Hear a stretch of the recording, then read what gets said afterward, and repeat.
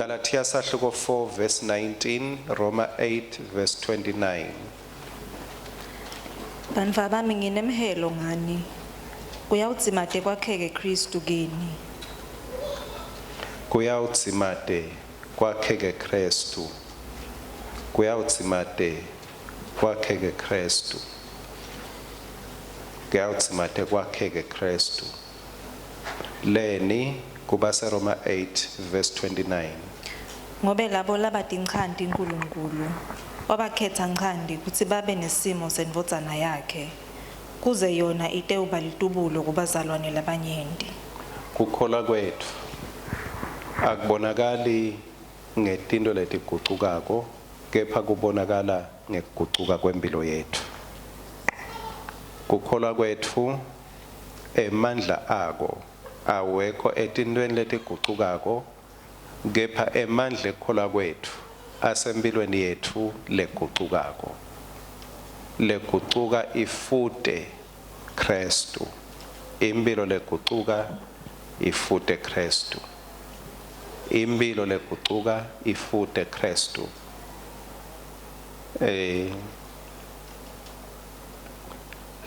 Ga Sunday School Children's Ministry ngicabanga ukuthi laba benelithutshana kunemilanjwana lesiba nayo le ekufundisweni, kungabe ngomlando ngemavesi lo wawafunza, kungaba ngetingoma lo watifunza. Ngikhumbula lelenye yato lebeyithi I want to be more and more like Jesus. Ngifuna kukhula ngibe njenga Jesu. Lengxe kuyenkosi uMphostoli Paula ngazi ukuthi akatibuki yena ukuthi utaba ngumphostoli lo powerful mangabe bagucukile, kepha uthi umthandazo wakhe lomkhulu ukuthi aze abunjwe Khristu. Aze abunjwe Khristu.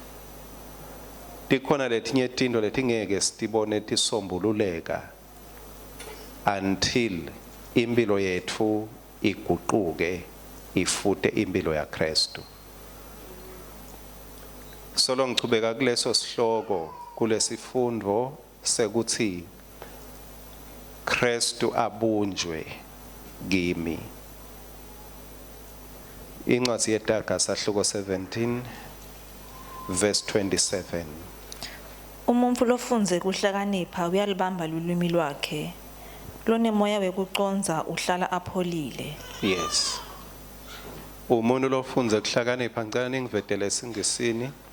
Umuntu lofunze kuhlakanipha uyalubamba lulwimi lwakhe. Umuntu, a man of knowledge, uses words with restraint. Lelinye lithi a man of knowledge uses little words. Umuntu lowatiko usebenzisa amagama lamancane noma anelwati lolukhulu. Mina ngiye ngicabange ukuthi lo lokhuluma kakhulu ngiyena ati kakhulu. Kanti kwembhalo umuntu lolwatiko uyakubamba ukukhuluma kwakhe, awabale amagama akhe. Ngoba uthi angakhuluma akhulumele onke lama awabeka wabenzile.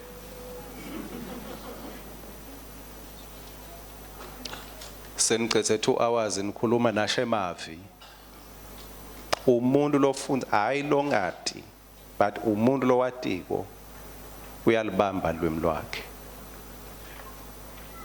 Kusho ukuthi kunetinto lesingeke sitisombulule so long ngacishe ngathi so long isikhuluma kakhulu.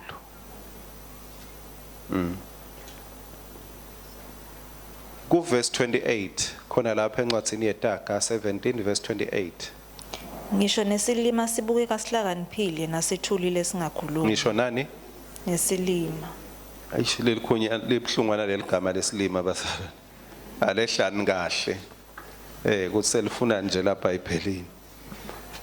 Ngisho nani ke nesilimo silima sibukeka sinjani sihlakaniphile masente njani nasethulile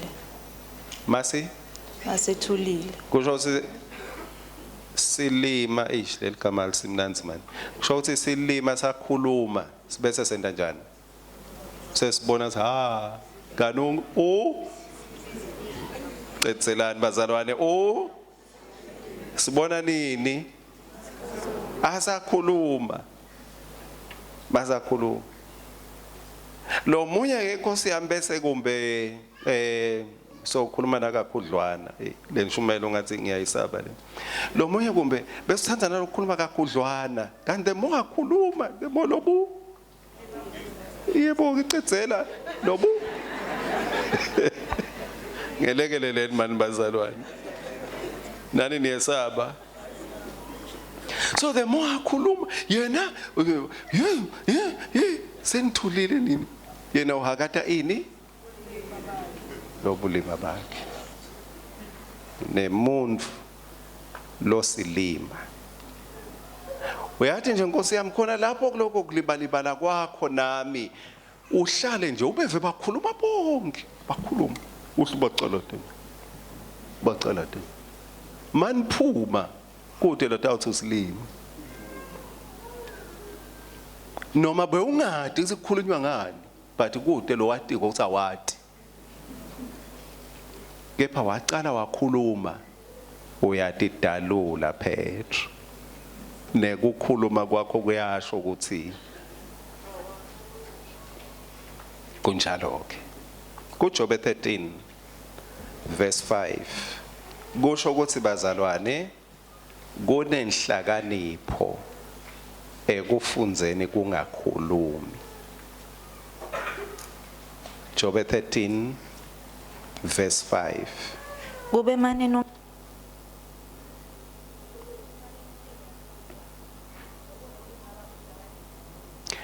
kube mane nonke beningandane banjani beningabinza beningabanjani lokho bekungaba yini kuhlakanipha bekungaba kuhlakanipha nende njani manibinzile kubonakala ini mawubinzile kuhlakanipha mawubinzile kubonakala ini kuhlakanipha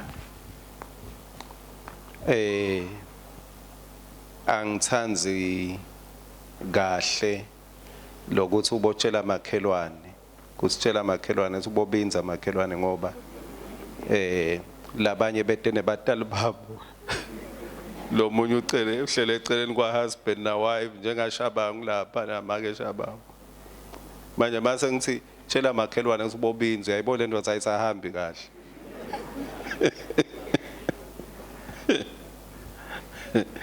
yeah so but nje ngekwembhalo kube mane nonke niyabinza lokho bekungaba kuhlakanipha kini kusho umbhalo kunetinto letimbili letingemandla aNkulunkulu leti tasisita sisabunjwa tinto leting2 ngicela kudisho sisabuka nayimbita lebunjwako leta sinika lokhu umfanekiso waloko longushoko kwekuqala nalo lolubumba luvumile lutiyekelele esandleni sembumbi ngesingisi ngidawuthi the clay surrendered into the hands of the potter mangabe Khristu atawubunjwa kumele sifunze kusebenzisa emandla ekutitsela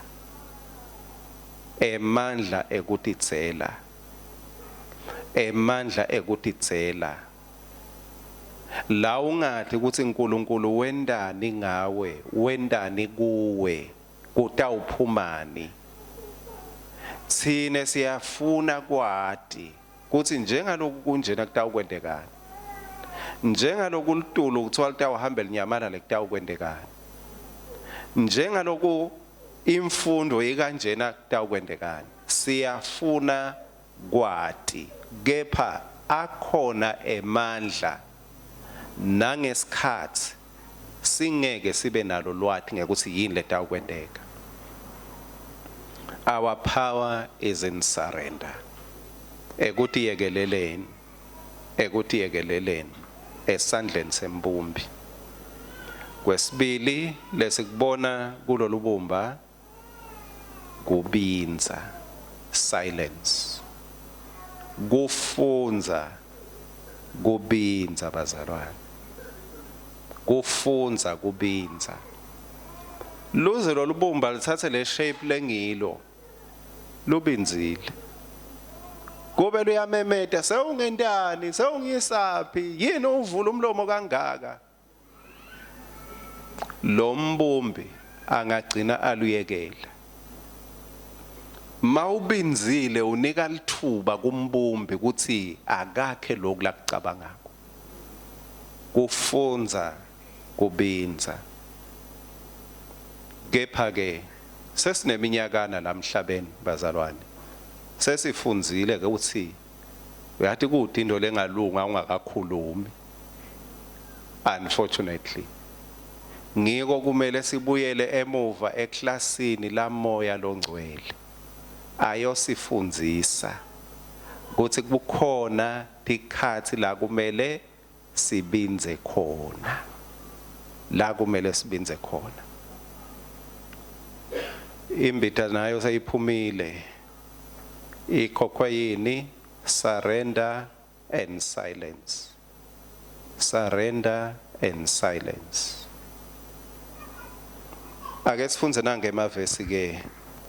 Encwadzini yaJohane sahloko 19 verse 32 na 33 bese kuba ngi-Isaiah 53 verse number 7.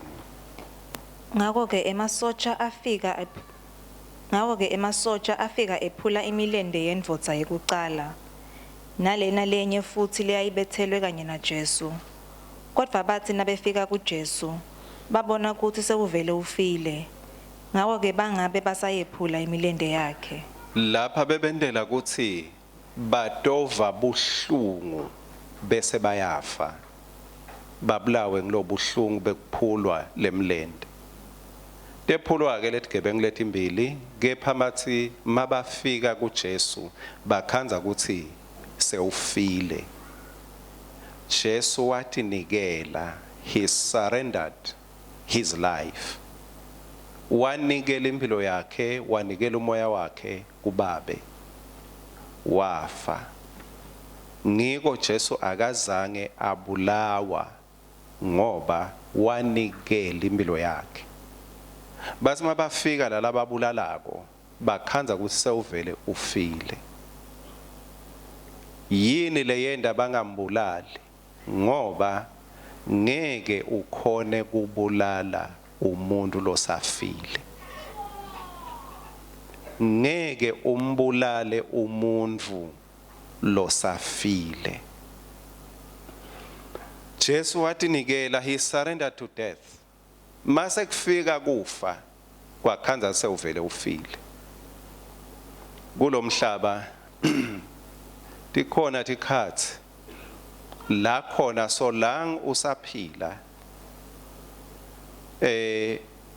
mawuva tinkhulumo ngawe solang usaphila utawufa onke malanga ngoba lamagama netinkhulumo tebantu waze wangilimata abantu waze wangilimata abantu kumcoka kufunza kufa kuze ungetulimala. Mawungaya nje emathuneni ufike ukhulume tonke tinhlamba kunaliya lithuna naliya lo muntu uyavuka aphendula uthini anzungabaleka ngoba ungakhuluma noma yini ngoba uyathi ukuthi angeke aphendule. Jesu bathi mabafika bakhanza ukuthi ufile emandla ekufa ede kwemuntu losafile. Emandla ekufa emandla kwemuntu losafile. Tinhlamba tide emandla etikwempilo yakho mangabe sewufunze ku surrender all to him. Wafunza kuyekelela kuye. Akusho ukuthi ngeke tinhlamba tifike, but mangabe sewufunzile kufa tilwane lamhlabeni uNkulunkulu akatiphi emakhono lafana nako njengelibhubesi, njengenyamatana, njengenguku, njengenja. Tikhona letinye khona nakwelibhungane. Angathi ukuthi yini nje lemnanzi ngako lokwelibhungane. But indlela yakho ukuthi kuphile makunengoti. Kuthi bese kuyacaleka kuyathula du. So uyakukhahlela nje ukubhekisale kuthulile nje ngathi kwafa koma kwase khwetha. Uthi ngendlula inhlupheko bese kuyabuya kuyahamba futhi emgwaqweni. Kunethi inhlupheko leti takukhanza. So la ukhahle khahlela titawuba ngako kuwe. Kepha uma ungafunza kulungisa lokwelibhungane kuze uyabokela ake ngife. Kufa kuyedlula kuwe. Niyakhumbula eGibhithe kwathiwa ngoba kunengadi kusho ukuthi sekunekufa la. La kunekufa khona kufa ngeke kusangena. Ngeke kusangena. Jesu wafunza to surrender. Kwesibili funza inhlakanipho leku Isaiah 53 verse number 7. Yacinzetelwa yahlushwa kodwa ayizange uvule umlomo wayo. Uthwebele kuthi umlomo uthintwa kangaki. Yaba njengelizinyane lemvu lelayiswa ekuhlatshweni nanjengemvu lebinzile embikwe bahuli bayo. Nayo ayizange uvule umlomo wayo. Ayizange uvule umlomo wayo. Kwesibili lokutasita ekuthenini Khristu abumbeke kithi kufunza kungavuli umlomo wethu. Learn the virtue of silence. Kukhona ke kubinza ngekuthuba. Kukhona kubinza kwekushaya. Kuthi umshaya ngekubinza. Kepha akusile ndlela yekusebenzisa kubinza mangabe atawubunjwa Khristu empilweni yakho. Kumakho sahluko 15 sifunza ngaJesu mawucala ku verse 2 lithi Pilato wambuta wathi ungiyo yini inkosi yemaJuda? Jesu wamphendula wathi sewushito wena. Bapristi labakhulu bambeka emacala lamanyenti babeka Khristu. Bapristi labakhulu ngalama magama labanye bazalwane bambeka emacala Khristu. Lithi waphinza Pilato wambuta wathi ude yini imphendvulo longayisho? Buka ukuthi bakubeka emacala lamanyenti kanganani. Verse 5 kodwa Jesu akabange asaphendula ngalutho. Jesu akabange asaphendula ngalutho. Jesu akabange asaphendula ngalutho. Umuntu lonenhlakanipho nelwati lonke bekade ukuthi kunetikhathi tekubinza ungaphendvuli hayi ngoba ungadi kepha ngoba kungaphendvuli ngalesinye isikhathi kula kunemandla akho ekuncoba khona. Hayi ukuthi uyashaya, hayi ukuthi uyamlaya.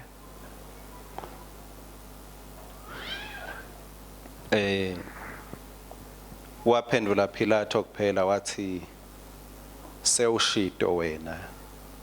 Lawo magama lawo mawubuka kulamanye emavangeli in the other gospel writings uthi Jesu makabutwa uthi I am.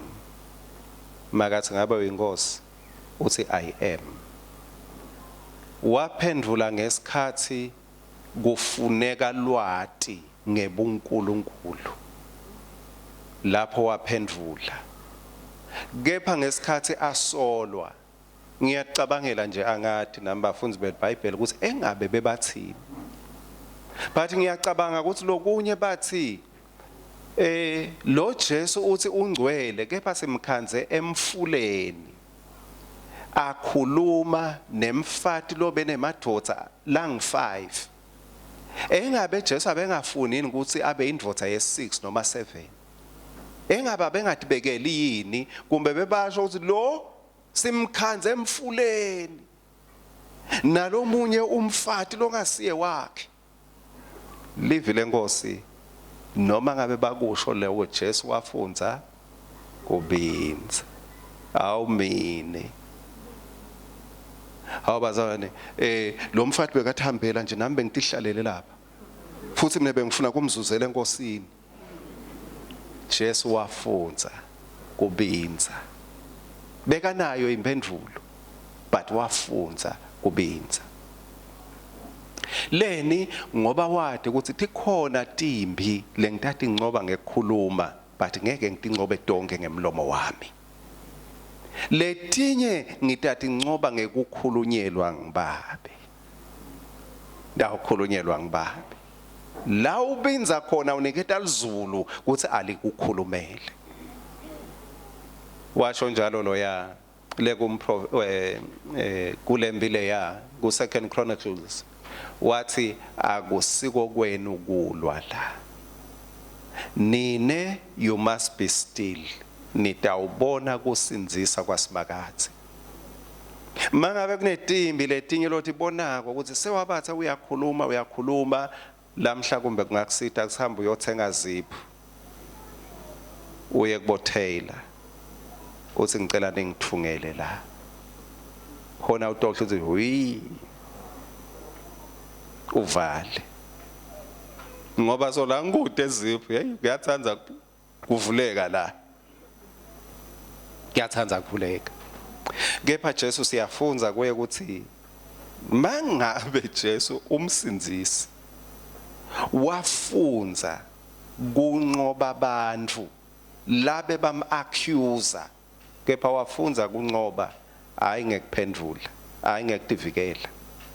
Kusho ukuthi nawe nami singanqoba ngaphandle kwenkulumo, singanqoba ngaphandle kwekuvula umlomo. Sisabuyele emakhaya akube ingoma yethu ukuthi teach me Lord to shut my mouth.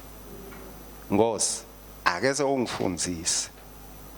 Kade ngakhuluma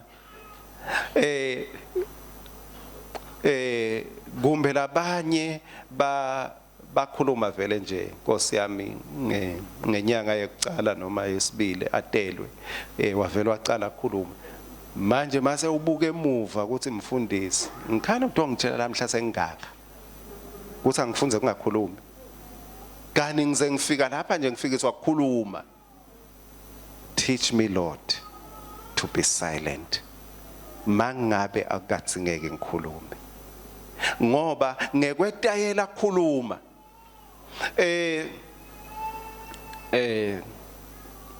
uthi uyashala omunye umntwana ebantu kumbe kuphelele airtime makathi nje uyashaya seyinkulumo seyakho ephuma uyangibhaza cha bekangakubhaza uphelelwe airtime ngiloko ukuthi nje sesafunza ukukhuluma awubuka lesikhathi ukhuluma wedwa akakuvane kufa sewukwatile wedwa uyangibhaza uwedwana akakuboni akakufa. Teach me Lord to be silent at times. Teach me Lord to be silent at times. Ngifundzise Nkosi sengike ngilubambe lulwimi lwami. Ngike ngilubambe lulwimi lwami.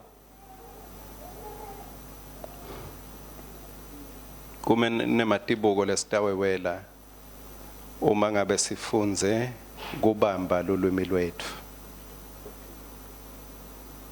Liverse lekugcina ngci kuMahubo 37 verse 7. Thula embi kwaSimakathe Yendani? Thula. Yendani? Thula. Thula embi kwabani? Embi kwaSimakathe. Embi kwaSimakathe.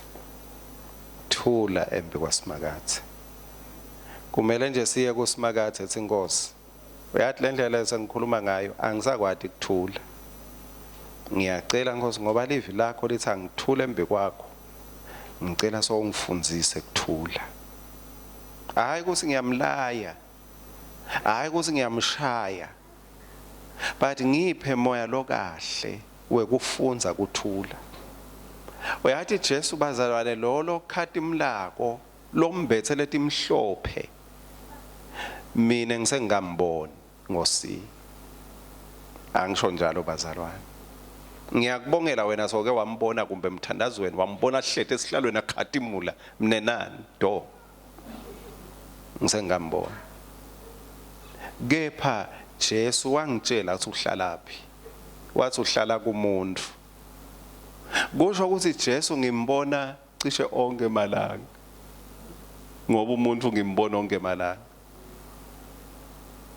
But lemfihlo ngokuthi ngifunze lokukhuluma nemuntu kungathi ngikhuluma na Jesu. Ngifunze nekungakhulumi mangabe lo Jesu lokimi ukhethe kubinza phambi kwebantu labamtselelako.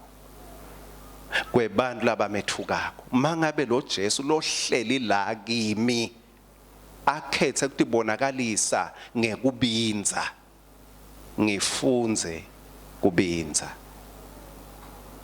Ngoba labantu labetako lengidibana nabo kulesinye isikhathi kumbe bangichukulude kumbe basuke bangafuni Richard Dlamini basuke bafuna lo Jesu lokimi lolithemba lengadimolo.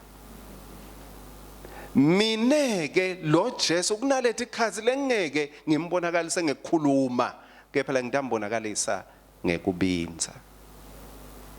Ngekubinza. Ngiyathanza lamgwaqweni ngoba kumbe umuntu uhamba kakhulu lamgwaqweni. Kuthi uthi uyahamba nje ubone lomnye apaka emathula. Emathula. Uyathi kulula ukukhuluma wedwana la motweni yakho akakuva nekuva. Uphelelwa i-energy. Uyathi le energy lota ayicitha lapha ngekwata. Utawuthi emthandazweni utkhanza uempty. Ngoba petrol wakho umcethe ekwateni ukwatela umlo ongakuva nekuva. Funza kwenda njani bazalwane kubinza. Funza kuthula. Uthule phambi kwabani? KwaSimakathe. Kuthi Nkosi, wena Nkosi uyazi. Ibuvuka. Manje ngoma ivuke ngesikhathi kuvudla umuntu embi kwakho. Ivama kuvuka esontweni. Kuthi wena Nkosi uyazi. Wena Nkosi uyazi. Mangabe lo munye sekakwenda kabanyana. Athi ngibukani lo? Uvama kukhohlwa athi wena Nkosi uyazi. Wena Nkosi uzama uthi khumbula wena. Uyangichaphatha uyabona ukhumbule lokho.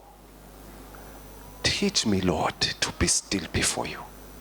Ngifundzise Nkosi ukuthi sengike ngifunze kuthula. Ngifunze kuthula. Leni ngoba iNkosi yelizolo isikhombisile ukuthi ekuthuleni akusho ukuthi usilima. Kunenhlakanipho but ifihlwe ekuthuleni. Kunenhlakanipho yaNkulunkulu lethukusiwe ukuthi nje into letithukusiwe asitiboni kalula. But kunenhlakanipho yazezulwini. iNkosi yemakhosi yasikhombisa lokho ukuthi akusho kubinza kuthula akusho ukuthi awati lutho ngoba beyinato tonke impendulo. Ake sewuhambe Jesu ufuna ukukhadimlisa kuwe kumbe lamuhla kumbe kuleli viki but ufuna ukukhadimlisa hayi ngeke uthandaze kakhulu ngekuthi nje ufunze kuthula. Kwangathi bekungaba ubufakazi bakho usabuye evikini lelitako uthi mfundisi wazi wangisida moya oyingcwele ngike ngathula ngabona tindo tendeka. Kuyawube bekusebenza uNkulunkulu ngesikhathi kuthule mina kumbe ngesikhathi kukhuluma wena uNkulunkulu usuka gocothe etandla athi awuchubeke utibekele. Kepha ngesikhathi uthula uthi uNkulunkulu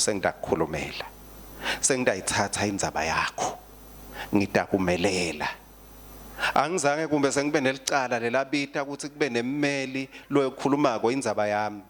Kepha ngiye ngibone ngiyacabanga kube bakhona abameli la khona uthula wena mbe kwacala ngoba awati lutho emagama ekuhlakanipha bese ummeli wakho soyayimela indzaba yakho. But ummeli wakho matalibeka na ulibeke. Akazange lo muntu lo beka ngekho bengekho Nkosi yenkantolo bengekho ye funza kubinza inhlakanipho yakho ayibe kummeli wakho. Uyatimela tindzaba tethu uNkulunkulu. But ngalesinye isikhathi asimethembe ukuthi asimela kahle. Bese siyatibekela thine. Teach me Lord to be still before you. Amen. Ngicela sisukume sithe ukuthandaza. Babe longcwele singendani ngaphandle kwakho. Kunezinto Nkosi esesadedayela. Sesetayela ukuthi kutotonke timo kuze bani bangethu setselela sesetayela ukuthi kumele sitikhulumele. Sesetayela kutiphendulela. Ngiyacela Nkosi ukuthi kule timo netimbi lekungendeka naba labangcwele bakho bakuto. Thank you Jesus. Kumbe letinye setithethe lichi solo tikhulunywa sebakhulumile kanengi bantu bakho kepha kude lokubonakala kugucuka nalokulungako. Ngiyacela Nkosi ukuthi usiphe inhlakanipho yakho. Fundzisa Nkosi bantwana bakho ngamoya wakho longcwele inkonzo yekuthi bathule phambi kwakho. Bathi ukuthi ngesikhathi bathulile wena usuke wenda umsebenzi lophelele. Ngiyathi Nkosi ukuthi kukhona tikhathi tekukhuluma sifundzise kwehlukanisa letikhathi. Sathi ukuthi kumele sikhulume kuloku. Sathi ukuthi kuloku kumele ngibinze. Kulokunye Nkosi sithatha ngemawala masibona njenga Jehoshaphat nemaJuda bathi mababona lempi inhlanganisela. They panicked, betfuka. You calm them by your prophet. What be still. Thulani. Akusiko kwenu kulwa. Lempi yinkulu. Kepha wathi be still. Thank you Lord Jesus. Siphi inhlakanipho yekwati ukuthi singabinze kukudumiseni. Kepha mangabe kunenhlanganisela lesibhekene nayo. Sifunze kubinza. Sifunze nekuthi I surrender all to thee, blessed Savior. Sifunze ukuthi ngiyinikela kuwe Nkosi. Ngoba imetamo yami sengetamile kanengi. Kumba kusile lekumele ngiyincobe ngekukhuluma. Kumele ngiyincobe ngekuthula. Lord, embrace us by that spirit. Grant us that wisdom. Kuze kuthi masibuya to another celebration kube a celebration of victory. But lesingakayincobi ngemagama ethu. Ngoba live lakho lithi you always lead us into victory. Ngwelo siholela idwendweni lokuncoba. Kusho ukuthi masingakancobi sancotshwa. Asikalandzeli the divine principle. Yekuthi we must surrender and we must learn to be silent. Learn to be still before you. Ngiyabonga Nkosi ukuthi ngwelo yawo kwenda umsebenzi lophelele ngoba ngwelo ticalisele wona. Luthuma nemandla nebukhosi kungekwakho. Thank you Jesus. Phakade na phakade. Amen and amen. Let us give him praise.